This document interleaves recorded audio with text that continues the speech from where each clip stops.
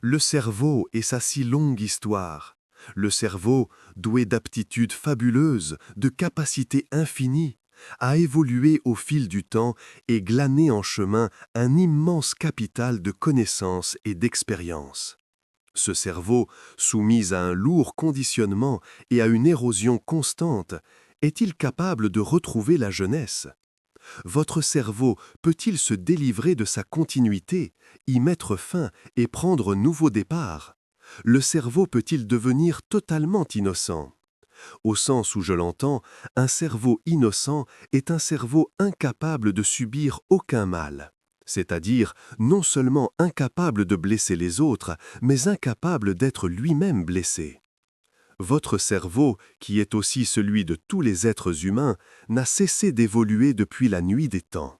Il a été conditionné par les cultures, les religions, les pressions sociales et économiques successives. Ce cerveau s'est inscrit dans une continuité qui perdure encore aujourd'hui, et cette durée lui a procuré un certain sentiment de sécurité. Voilà pourquoi vous acceptez la tradition, parce que la tradition, l'imitation, le conformisme sont des gages de sécurité. La sécurité réside aussi dans l'illusion. Or, il va de soi que tous vos dieux ne sont que des illusions élaborées par la pensée. Toute foi, toute croyance n'est qu'une illusion. Foi et croyance sont superflues, mais avoir foi en Dieu, en Jésus, en Krishna ou que sais-je encore, donne le sentiment d'être en sécurité dans le giron protecteur de la divinité. Mais ce n'est qu'une illusion. Ce que nous voulons savoir, c'est si le cerveau peut trouver ce qui permettrait de mettre un terme à cette continuité du temps. Cette continuité, fondée sur la continuité du savoir, est censée être un progrès, une avancée, une évolution, et c'est cela que nous contestons. Lorsque le cerveau est en quête de continuité, il devient mécanique. Toute pensée est mécanique, car elle se fonde sur la mémoire, qui est la réponse, l'écho du savoir. Il n'existe donc pas de pensée qui soit neuve. Le je, le moi, est une expression de cette continuité. Le je s'est transmis depuis des millénaires, de génération en génération. C'est une forme de continuité. Or, ce qui est continu et mécanique ne saurait être neuf. Si vous percevez cela, c'est magnifique. Écoutez tranquillement, n'acquiescez pas, écoutez simplement. Tant que l'esprit enregistre les blessures, la douleur, cela lui donne une continuité. D'où cette impression que « je » persiste dans le temps. Tant que l'esprit enregistre, comme un ordinateur, il reste mécanique. Lorsqu'on vous adresse des injures ou des louanges, il les enregistre, et cela dure depuis des millénaires. Tel est notre conditionnement, ainsi en est-il de tout le mouvement progressif qui est le nôtre. Notre question est donc celle-ci. Est-il possible d'enregistrer que ce qui a une utilité réelle et rien d'autre? Pourquoi devrait-on enregistrer des choses qui font mal? Pourquoi faudrait-il enregistrer l'insulte ou la flatterie? Quand vous les enregistrez, quand le cerveau les enregistre, cela vous empêche d'observer celui qui vous les adresse. En d'autres termes, vous observez l'auteur des insultes ou des flatteries avec l'esprit, le cerveau même qui les a enregistrés, de sorte que jamais vous ne voyez vraiment votre interlocuteur. L'enregistrement s'inscrit dans une continuité, et dans cette continuité, il y a une sécurité. Le cerveau se dit « J'ai été blessé dans le passé, je vais donc enregistrer cela, le garder en mémoire, afin d'éviter toute blessure ultérieure. » Cette attitude se justifiait peut-être sur le plan physique, mais c'est-elle fondée d'un point de vue psychologique? Si l'on a été blessé, c'est parce que la blessure est ce mouvement dans le temps par lequel se construit l'image que vous avez de vous-même. Et quand cette image est égratignée, cela vous fait mal. Tant que vous garderez cette image en vous, vous subirez sans cesse de nouvelles blessures. Cette image, est-il donc possible de s'en défaire et par conséquent de ne rien enregistrer? Nous jetons ici les bases indispensables pour découvrir ce qu'est la méditation. Est-il possible d'enregistrer au niveau psychologique uniquement ce qui est nécessaire et pleinement justifié? Dès lors que vous avez instauré l'ordre, que l'ordre est présent dans votre vie, la liberté est là.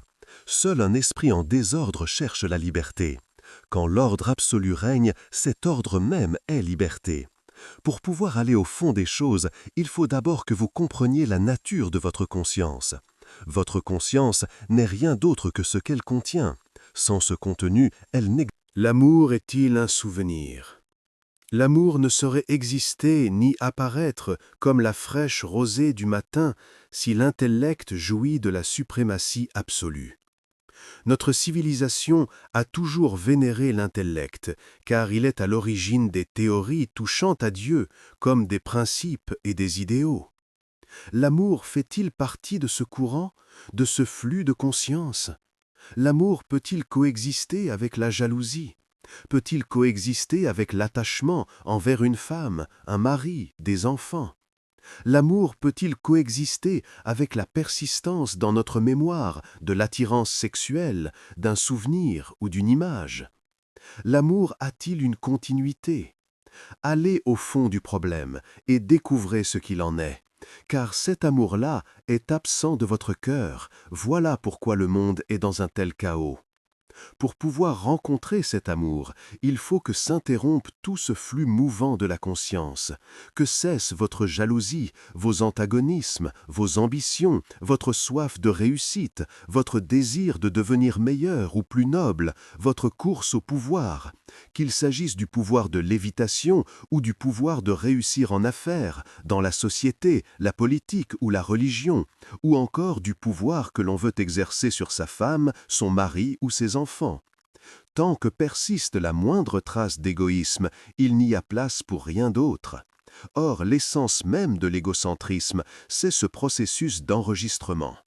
La fin ultime de toute souffrance est le début de la compassion, mais nous avons utilisé la souffrance comme un moyen de progresser, de devenir meilleur.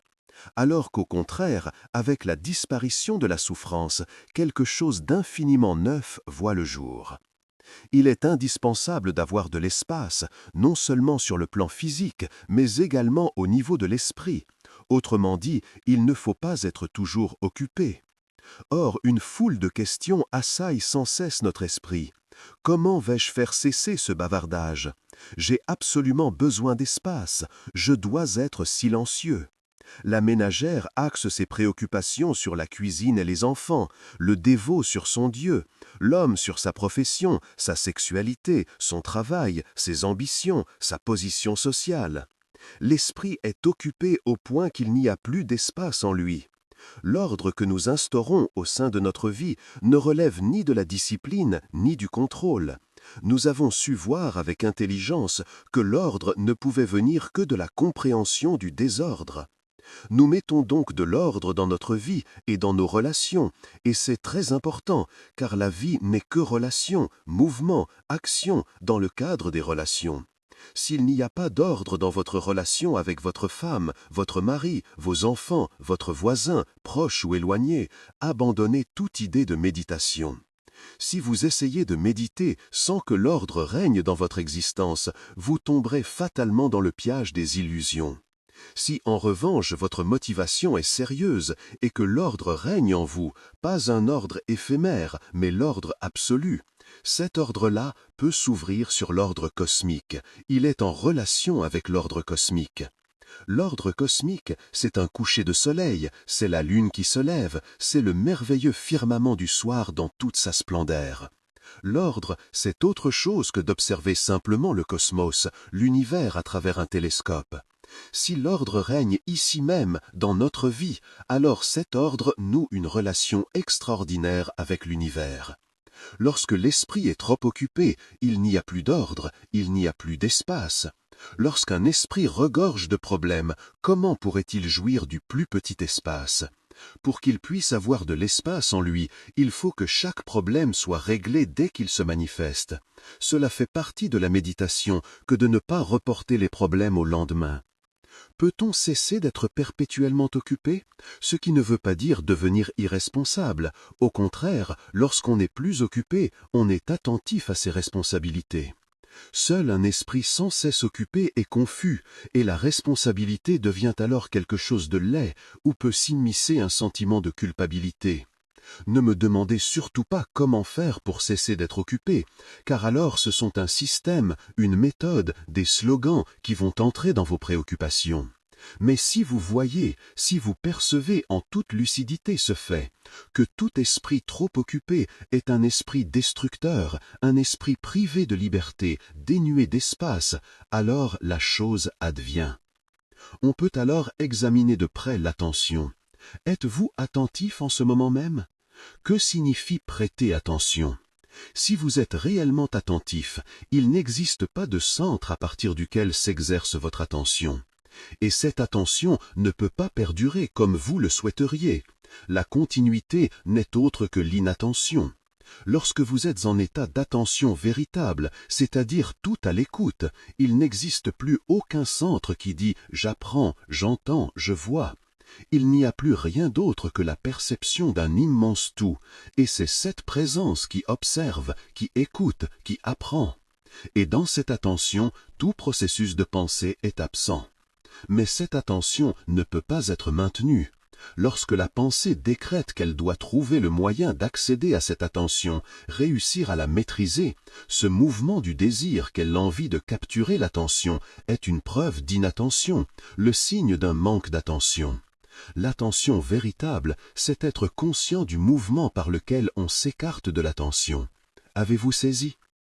L'esprit a besoin d'espace, d'un vaste espace, sans limite, et cela n'est possible que lorsque cesse le bavardage, et chaque problème ayant été résolu dès son apparition. Ce vaste espace n'est accessible que si toute notion de centre disparaît en nous. Mais dès lors qu'on a un centre, cela sous-entend forcément une circonférence, un diamètre, un mouvement irradiant du centre vers la périphérie. Pour que l'espace soit là, il faut qu'il n'y ait plus de centre. Cet espace est donc absolument illimité. L'attention suppose que l'on mobilise toute son énergie dans l'écoute, dans l'observation, et tout centre est absent de cette attention-là.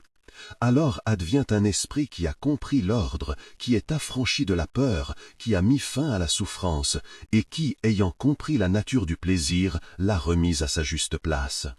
La question qui se pose alors est celle-ci. Quelle est la qualité qui caractérise un esprit totalement silencieux? La question n'est pas de savoir comment acquérir ce silence, comment obtenir la paix de l'esprit. Nous parlons ici de la qualité propre à un esprit qui est absolument silencieux, silencieux d'une manière qui n'a rien à voir avec le temps. Le silence est divers. Il y a le silence entre deux notes, entre deux pensées, entre deux mouvements. Il y a le silence entre deux guerres, et celui qui précède la dispute entre mari et femme. Mais ce n'est pas de cette qualité de silence que nous parlons, car ces silences sont éphémères, ils s'effacent. Nous voulons parler d'un silence qui n'est pas issu de la pensée, qui ne se cultive pas, qui n'advient que lorsqu'on a compris l'ensemble du mouvement, du processus de l'existence. C'est de tout cela que naît le silence. Il n'y a plus alors ni question ni réponse, plus de défi ni de quête. Tout prend fin avec ce silence. Et c'est en lui que naît la sensation d'un immense espace, d'une immense beauté et d'un formidable jaillissement d'énergie. Alors advient cette chose à la fois éternellement sacrée et étrangère au temps, dont la source n'est ni la civilisation ni la pensée. La vraie méditation, dans toute son ampleur, elle est là.